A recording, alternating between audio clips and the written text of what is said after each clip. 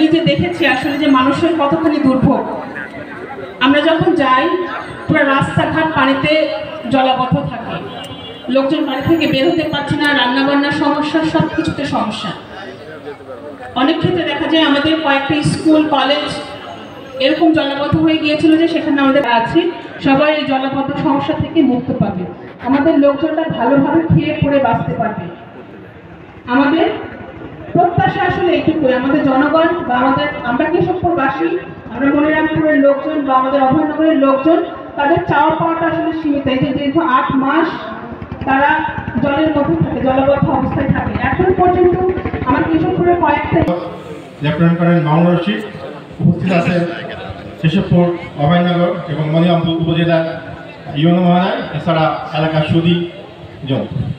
আমি এই প্রকল্পের বাংলাদেশ পানি উন্নয়ন বোর্ডের প্রকল্প পরিচালক। এছাড়া আমার একটা পরিচয় আছে, আমার বাড়ি কিন্তু এখানে, আমার বাড়ি এখান থেকে 3 কিলোমিটার দূরে কুমারঘাটা গ্রামে আমার বাড়ি। এবং এই যে কাজটা আপনাদের আমডাঙ্গাখালের সংস্কার, নদী পুনঃখনন সেনাবাহিনীর মাধ্যমে, টিআরএম বলি আর যেটাই বলি, পলি ব্যবস্থাপনা পর্যায়ক্রমে সরকার সবগুলাই আপনাদের কথাই শুনতেছে। তাহলে আপনারা এভাবে বিশৃঙ্খলা করলে আসলে জিনিসটা খুব বেশি শোভনীয় হয় না। আপনারা যেটা চাইতেছেন অ্যাকচুয়ালি সেটাই হবে, আপনাদের বাইরে কোনো কিছুই হবে না। আপনাদের চাহিদা যেটা সেটাই হবে বর্তমানে। আমি আপনাদেরকে একটু বিষয়ে অনুরোধ করবো, সেটা হলো নিজেদের ভিতরে যদি কোনো ভুল বোঝা, এগুলো একান্তই আপনারা ব্যক্তিগত পর্যায়ে রাখেন। বৃহত্তর ভবদয় এলাকার জলবদ্ধতা নিরসন সাথে এই ব্যক্তিগত বা অন্য কোনো বিষয় থাকলে এগুলোর বিরুদ্ধে আপনারা একটু দূরে সরাই রাখেন। এখনই কিন্তু একটা মক্ষম সময় আছে আপনাদের 40-50 বছরের যে কষ্টটা, এই কষ্টটা থেকে মুক্তি পাওয়ার একটা পথে যাওয়ার। আপনারা যদি এই ট্রেনটা মিস করেন তাহলে আর নেক্সট ট্রেনে যে আসলে কি হবে এটা কিন্তু কেউই জানেন না। যত শর্ট টাইমে আপনাদের এই প্রক্রিয়াগুলো, আমাদের মাননীয় উপদেষ্টা মহোদয়ের কথা আমি বিশেষ করে বলবো, জেলা প্রশাসক সহ এত শর্ট টাইমে যে এত বড় কাজগুলো আমাদের অনুমোদনে আসছে ভবদয়ের জন্য, এইটা কিন্তু নর্মাল প্রসেসে যদি আমি চিন্তা করি, আমি একজন এক্সেল হিসেবে, কারণ এগুলোর সাথে আমার রিলেটেড থাকতে সবচেয়ে বেশি। মমিন সাহেব উপস্থিত, আমাদের সেনাবাহিনীর প্রকল্প কর্মকর্তা, পানি উন্নয়ন বোর্ডের অন্যান্য যারা কর্মকর্তা আছেন এখানে, এবং বিশেষ করে আমাদের দুজন ইউএনও আছেন কেশবপুর এবং অভয়নগরে, এবং এলাকার যে জনগণ আছেন, আপনাদের সকলকে শুভেচ্ছা জানিয়ে আমি আমি প্রথমে ভেবেছিলাম যে আজকে আমি কোনো কথা বলবো না, বিশেষ করে বক্তব্য শুরু হয়ে গেল। আমি কাজে বিশ্বাস করি এবং সেনাবাহিনী আমরা আসলে আমাদের কাজে বিশ্বাস করি। আমি চেয়েছিলাম একটা কাজ করে নির্দিষ্ট একটা পর্যায়ে নিয়ে তারপর আমি আপনাদের মুখোমুখি হবো, আমরা কাজটা করতে পেরেছি কি পারি না। বা তারপরে আমি ধন্যবাদ জানাচ্ছি আপনাদেরকে, আপনারা অত্যন্ত সচেতন এই এলাকার, এই ভবদহ অঞ্চলের বিশেষ করে যেটা জলবদ্ধতা আছে এটাকে নিয়ে। আমি জানি আপনারা অনেকদিন ধরে এই সমস্যার সম্মুখীন, প্রায় গত 30-40 বছর যাবতীয় আমরা বিভিন্ন পত্রিকা বিভিন্নভাবেই আমরা কিন্তু ভবদহের জলবদ্ধতার কথা শুনে আসছি। আপনারা জানেন বাংলাদেশ সেনাবাহিনী বাংলাদেশের জনগণের বন্ধু। আমরা যে কোনো ধরনের জাতীয় গুরুত্বপূর্ণ প্রজেক্ট যেগুলি চ্যালেঞ্জিং সেগুলি কিন্তু আমাদের উপরে আসে। ইজি বা সাধারণ কোনো প্রকল্প এখন পর্যন্ত বাংলাদেশ সেনাবাহিনীর উপর ন্যস্ত করা হয়নি। এই প্রকল্পটাও একটা চ্যালেঞ্জিং একটা প্রকল্প। আমাদের সময় আছে আগামী বছরের জুন পর্যন্ত। ইতিমধ্যে জুলাই, অগাস্ট, সেপ্টেম্বর আমরা আসলে এই সময় কোনো কাজ করা যায় না, বাট এই সময়ে যে এই শুকনো পিরিয়ডটা আছে এই পিরিয়ডটাকে সর্বোচ্চভাবে ব্যবহার করে আমরা চেষ্টা করবো যত দ্রুত সম্ভব এই প্রকল্পটাকে শেষ করা যায়। ছোটবেলায় একটা কবিতা পড়েছিলাম, কবিতাটা এখন মনে করছে, যে নদী হারে স্রোত চলিতে না পারে, সহস্র সৈকত নাম বাঁধে আসে তারে। আমাদের যে এখানে যে 6টা নদী, এগুলির কি নিজস্ব কোনো স্রোত আছে আপনারা বলেন? নাই, কারণ এগুলির উপর থেকে আপস্ট্রিম থেকে কোনো পানির ফ্লো নেই। সো স্বাভাবিকভাবে এই এলাকাটা কিন্তু একটু নিচু এলাকা, বাংলাদেশের অন্যান্য এলাকা থেকে পানি কিভাবে উঁচু থেকে নিচু দিকে যায়। সো আপনাদেরকে বুঝতে হবে এটা কেন, এটা আমি চ্যালেঞ্জিং বলছি, কারণ এই জায়গাটা কিন্তু অটোমেটিক একটু নিচু এলাকা। নিচু এলাকায় আপনি যতই বলেন পানি শেষতে বৃষ্টি হলে পানিটা আসবে আবার। সো এখানের কাজ করাটা কিন্তু অত ইজি না আমাদের জন্য।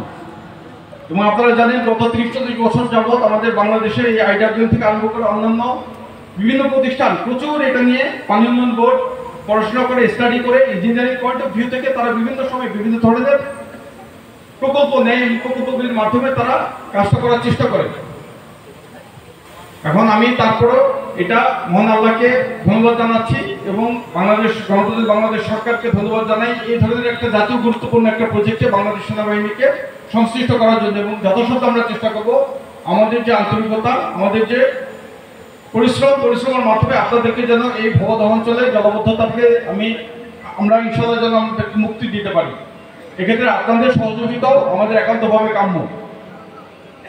আপনারা জানেন যে বাংলাদেশ সেনাবাহিনী এখন পর্যন্ত যত জাতীয় গুরুত্বপূর্ণ কাজ করেছে, যেমন কয়েকটা আমি প্রকল্পের কথা বলবো। এই যে আপনারা দেখেন যে পদ্মা ব্রিজ, তার পাশে যে হচ্ছে ঢাকা ভাঙা যে একটা এক্সপ্রেসওয়ে আমরা করেছি, পার্বত্য চট্টগ্রামে যে 1036 কিলোমিটার একটা বর্ডার রোড হচ্ছে, এবং এর বাইরে আরো অনেক বড় বড় জাতীয় গুরুত্বপূর্ণ কাজ, এগুলি কি বাংলাদেশ সেনাবাহিনী একা করেছিল?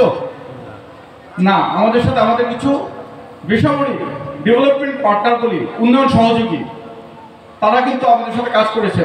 বা দিন শেষে আপনারা হয়তো বলেন যে সেনাবাহিনী কাজ করেছে, বা সেনাবাহিনীর পাশাপাশি তাদেরও কিন্তু অবদান আছে। তো আমরা এখানে এইভাবে এর আগে যত প্রজেক্ট করেছি, এভাবে আমাদের সাথে এরকম উন্নয়ন সহযোগী আছেন, তারা কাজ করবেন, কিন্তু আমাদের মাধ্যমে তারা কাজ করবেন। আমাদের নির্দেশনা, আমাদের যে পরিকল্পনা, এই পরিকল্পনা অনুযায়ী তারা কাজটা বাস্তবায়ন করবেন। তারা আমাদের বাইরে কেউ না, তারা আমাদের আপনাদের মতোই, হয়তো এই এলাকারও অনেকেই এর সাথে ইনভলভ আছেন, এটাকেও এখানে কাজ করেছেন। তো আমি আশা করব আপনাদেরকে সম্পূর্ণ সহযোগিতাটা আমাদের জন্য কাম্য। আমি চাই নদীর জমিটাকে আমরা যেন নদীকে ফিরিয়ে দিতে পারি, নদী যেন তার নির্দিষ্ট যে গতিপথ, এই গতিপথ অনুসরণ করে যেন তার পানিটা স্রোতটাকে সে আবার ফিরে পায়। এবং এর পাশাপাশি আমি আরও যেটা আপনাদের কাছে শুনেছিলাম, টিআরএম এবং অন্যান্য উপরে অন্য কোনো নদী থেকে যে কানেকশন, এই সমস্ত জিনিস এগুলি আমাদের সরকারের নজরে আছে, এবং তারাও চেষ্টা করছে এই ধরনের আরো কিছু বড় ধরনের প্রকল্প নিয়ে এই প্রকল্পটাকে ভবদহকে যেন সমন্বিত কিছু প্রকল্পের মাধ্যমে জলাবদ্ধতা থেকে মুক্ত করা সম্ভব হয়। আর এর বাইরে আমি আরেকটু অনুরোধ করবো, ইতিমধ্যে পানি এখনো সম্পূর্ণভাবে নদী থেকে অপসারণ হয় নাই। এই মুহূর্তে এখন ভালোভাবে এইভাবে কাজ করা যাবে না, আরো কিছুদিন আমাদেরকে অপেক্ষা করতে হবে। আমরা চেষ্টা করবো যত দ্রুত সম্ভব কাজ করার জন্য। আপনারা যারা বিভিন্ন খাল থেকে পানিগুলি নদীতে পাঠাচ্ছেন, আমি বলবো আগামী নভেম্বরের 10 তারিখের ভিতরে আপনারা এই পাম্পের কাজ, প্রয়োজনে পাম্পের পরিমাণ বৃদ্ধি করেন, বাট পানিটাকে নদীতে অপসারণের ব্যবস্থা করেন। কারণ নভেম্বরের 11 তারিখ থেকে আমরা এখানে ক্রস বাদ দিয়ে আমরা আমাদের কাজ সম্পূর্ণভাবে শুরু করব। আর আজকে প্রতীকীভাবে আমরা এখানে একটু কাজের ব্যবস্থা নিয়েছি, কিন্তু আগামী রবিবার থেকে আমরা পূর্ণতমে ইনশাআল্লাহ টেকা থেকে কাজ শুরু করব। এই লক্ষ্যে আমি আপনারা এই শুক্রবার এই প্রচন্ড গরমের ভিতরে এখানে কষ্ট করে এসেছেন, আমরা আন্তরিকভাবে দুঃখিত, বাট একই সাথে আমি খুশি যে আপনারা এলাকার জনগণ এই প্রকল্পের সাথে আসলে আপনারা ওতপ্রোতভাবে জড়িত, এবং আপনাদের সহযোগিতা ছাড়া এই ধরনের একটা জাতীয় গুরুত্বপূর্ণ কাজ আমাদের পক্ষে করা সম্ভব নয়। আমি চাই আপনারা আমাদেরকে পজিটিভভাবে, ভালোভাবে অনুপ্রেরণা দিবেন, সাহস যোগাবেন এবং সহায়তা করবেন। নির্দিষ্ট ব্যক্তিগত স্বার্থের উপরে আমাদেরকে এই এলাকার স্বার্থটাকে দেখতে হবে। আমি হয়তো একটা মাছের ঘের, আমার পানি থাকলে ভালো হয়, কিন্তু আমি দেখবো যে আশেপাশের জনগণ কি এটার জন্য উপকৃত হচ্ছে নাকি অপকৃত হচ্ছে। যদি অপকার হয় তাহলে আমি চেষ্টা করবো এলাকার যে জনগণ আছে তাদের সুবিধার জন্য যেটা করা দরকার সেটাকে কিন্তু আমরা করতে পারি, ঠিক আছে? আর আমি চাই এই জনগণ, আমিও কিন্তু এই এলাকারই মানুষ, দক্ষিণবঙ্গেরই মানুষ, তো আমি জানি জলাবদ্ধতা কেমন। আমাদের সময় ছোটবেলায় আমরা কিছু কিছু জিনিস দেখতাম, আমরা কাজটা করে চলে যাব, কিন্তু এই কাজটাকে নদীটাকে সম্পূর্ণ যে ভাবে ব্যবহার উপযোগী রাখার জন্য আপনাদেরকেও কাজ করতে হবে। ছোটবেলায় আমরা কি করতাম, শুক্রবার ছুটির দিন এলাকাবাসী একসাথে আমাদেরকে জড়ো করতেন, আমরা ওই পুকুরে দেখা যাচ্ছে কচির পানি অপসারণ করতাম। কিছু কিছু খাল আছে, খালের পানি কাদা সরাই দিতাম যেন পানিটা ঠিক মতো চলতে থাকে। ভবিষ্যতে আমি আশা করবো আপনারাও এই ধরনের নিজে থেকেই এগিয়ে আসবেন আমাদেরকে বিভিন্ন কাজে এভাবে সহযোগিতা করার জন্য। আর আমি পরিশেষে আবার আপনাদের সকলকে ধন্যবাদ জানাচ্ছি, জেলা প্রশাসনকে তাদের সহযোগিতার জন্য ধন্যবাদ জানাচ্ছি, পানি উন্নয়ন বোর্ডকে ধন্যবাদ জানিয়ে আমি আমার বক্তব্য শেষ করছি। ইনশাআল্লাহ আপনারা শপথভাবে আমাদেরকে সাহায্য করবেন যেন আমরা নির্দিষ্ট সময়ের মধ্যে আমাদের প্রকল্প শেষ করতে পারি। আজকে শুক্রবার আমাদের নামাজ এবং আরো অন্যান্য কিছু আপনাদের সবারই কাজ আছে, আমরা এর জন্য অনুষ্ঠানটা বেশি দীর্ঘায়িত করতে চাচ্ছি না। আমি এই পর্যায়ে আমাদের যে জেলা প্রশাসক মহোদয় ওনাকে ওনার বক্তব্য দেওয়ার জন্য অনুরোধ করছি।